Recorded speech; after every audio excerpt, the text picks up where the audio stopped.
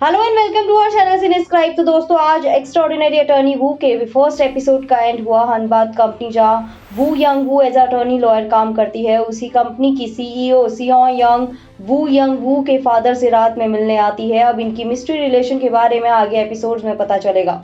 तो let's start with second episode, जहां एक लेविश वेडिंग हो रही है जिसमें ब्राइड ग्रूम जब स्टेज पर वॉक करते हैं और इतने में ब्राइड की ड्रेस स्लिप हो जाती है और सामने सब एक्सपोज हो जाता है। बट उसका बोधिसत्वा का टैटू भी दिख जाता है। ब्राइड किम हुआ यंग के डैड हनबाद फर्म में अपना केस लेकर आता है, जिसमें वो बताता है कि उसकी बेटी की शादी डेटन कंस्ट्रक्शन के मालिक के बेटे से हो रही थी, डेटन होटल में, जो कि उन्हीं के ग्रुप का हिस्सा था। और वो वेडिंग ड्रेस इंसिडेंट बताते हैं और होटल वाले उन्हें डिसेंट अमाउंट देकर निपटा रहे थे। साथ ही ब्राइड और ग्रूम को 10 मिलियन का वाउचर भी दे रहे थे, मींस टोटल 240 मिलियन। इस डील को ब्राइड के पिता ने नहीं माना, क्योंकि उसे लगता है इतने सारे गेस्ट थे जिसके सामने इतनी बड़ी बेइज्जती हुई उनकी फैमिली की, वो कैसे इतने कम अमाउंट में पूरी हो पाएगी।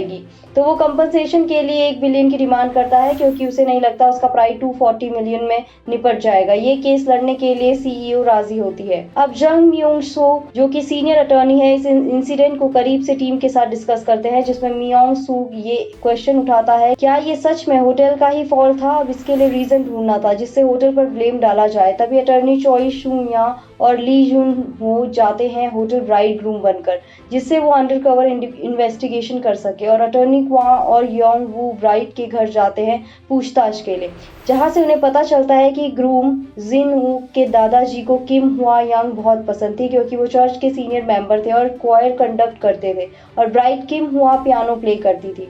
बस ग्रूम के दादाजी ने जिन वू से उसे मिलाया और ऐसे उनकी शादी तय हुई। लेकिन शादी तोड़ने का असली रीजन ड्रेस गिरना नहीं, बल्कि ब्राइड के बैक पर बोधिसत्वा टैटू होना था, क्योंकि ग्रूम और ब्राइड दोनों की फैमिली क्रिश्चियनिटी पर बिलीव करती थी। वहीं ब्राइड बताती है कि मॉर्निंग में उसकी ड्रेस काफी लूज हो गई थी, लेकिन होटल वालों ने उसे कहा कि वेट लूज होने से ये सब हुआ है, जबकि ऐसा नहीं था। लेकिन यंग वू का ब्राइड के लिए डिफरेंट क्वेश्चन था कि वो अपने हस्बैंड से प्यार करती है कि नहीं, क्योंकि उस रूम में एक भी फोटो शादी की नहीं थी, सिर्फ ब्राइड और ब्राइड के फ्रेंड्स रिलेटेड फ्रेम्स थे।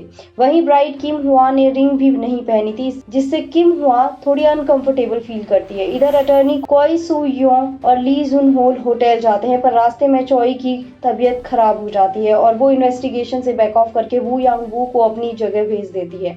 वो दोनों होटल पहुंचकर वेडिंग ड्रेस चूज करते हैं और वू यंग वही ड्रेस ट्राई करने की मांग करती है जो ब्राइड किम हुआ ने की थी। वो इतनी खूबसूरत लगती है कि जिन हूँ उसे देखता रह जाता है। यहाँ दोनों ही पक्ष के अटर्नी आपस में मिलते हैं, जहां ब्राइड की तरफ से कंसर्न था कि ब्राइड के साथ ऐसा हादसा हुआ कि उसे साइकेट्रिस्ट की जरूरत पड़ रही है, यहां तक उसकी शादी टूट गई है। हालांकि वो कंपनसेशन कर रहे हैं, बट 230 मिलियन से वो टूटी हुई शादी की भरपाई नहीं हो सकती। लेकिन डेटन होटल के मालिक कहते हैं ये जो भी हुआ उनका कंसर्न नहीं है, तो वो 1 बिलियन क्यों दे। इधर ली जुन हो और वू यंग होटल के एम्प्लॉय से पूछताछ करते हैं, और उस दिन जो एम्प्लॉय जू हुए उधर मौजूद थी ब्राइड की ड्रेस देखने के लिए, जिसे होटल वालों ने बात दबाने की वजह से खामोश रहने को कहा, उससे मिलने को कहता है। आखिर में वो बयान देने कोर्ट पहुंचती है और सब सच बता देती है। उस दिन ब्राइड की ड्रेस फट गई थी, जिसके बाद उन्होंने बिन बताए बड़ा साइज ब्राइड को पहना दिया था, पर किम हुआ से एक गलती हो गई। दरअसल शादी के बाद ही उसने एक ब्लॉग डाला था कि वो खुश है शादी टूटने से। तो अपोजिशन ये एक्यूज करता है कि किम इसलिए साइकेट्रिस्ट को दिखा रही है जिससे ट्रॉमा के चलते उसकी शादी नहीं हो पाएगी, और साथ में उन्हें 1 बिलियन का कंपनसेशन भी मिल जाएगा। अब ये ब्लॉग वाली बात किम के लॉयर्स यानी अटर्नी वू नहीं जानती थी। अब किम सबको बताती है कि जिन के ग्रैंडफादर ने डैगोग डोंग में एक लैंड लिया है।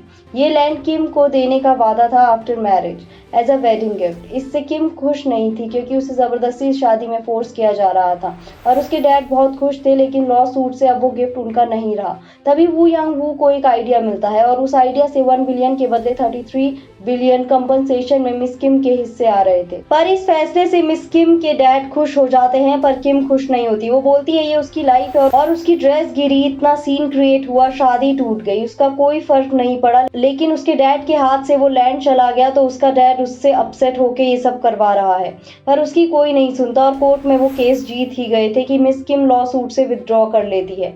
ऐसा वो इसलिए करती है क्योंकि जब मीटिंग में उसकी किसी ने नहीं सुनी, तब मिस किम वू यंग वू के पास जाती है और यंग वू से चार्जेस हटाने का तरीका पूछती है। तब यंग वू उसे केस से विड्रॉ करने को कहती है और डेटन होटल भी विड्रॉ कर लेता है। किम का फादर बहुत गुस्सा हो जाता है। किम अपने फादर को कहती है कि वो टैटू उसने ऐसे ही नहीं बनाया बल्कि उसने अपना धर्म बुद्धिस्ट में बदल दिया है और उसकी लाइफ है, उसकी शादी है। वहाँ उसकी फ्रेंड भी मौजूद थी। वो इतने टाइम से सिर्फ उसकी स्कूल फ्रेंड नहीं थी बल्कि वो बताती है कि वो उससे प्यार करती है, यानी मिस किम लेस्बियन थी और वेडिंग ड्रेस गिरते वक्त वो भी वहीं मौजूद थी, जिसे देखकर मिस किम रुक गई थी। रूम के हर फ्रेम में उसकी लवर मौजूद थी किम के साथ और किम उसके साथ अपनी लाइफ स्पेंड करने का डिसीजन ले लेती है और केस यहीं पर सॉल्व हो जाता है। वहीं अब वू यांग वू भी खुद को बड़ा फील करने लगती है। इधर टेसन लॉ फर्म और हनबदा दोनों राइवलरी फर्म्स हैं और उन्हें किम के केस के बारे में पता चलता है तो टेसन फर्म की सीईओ को वू यंग का आइडिया पसंद आता है और वो उस नाम में काफी इंटरेस्टेड भी लगती है।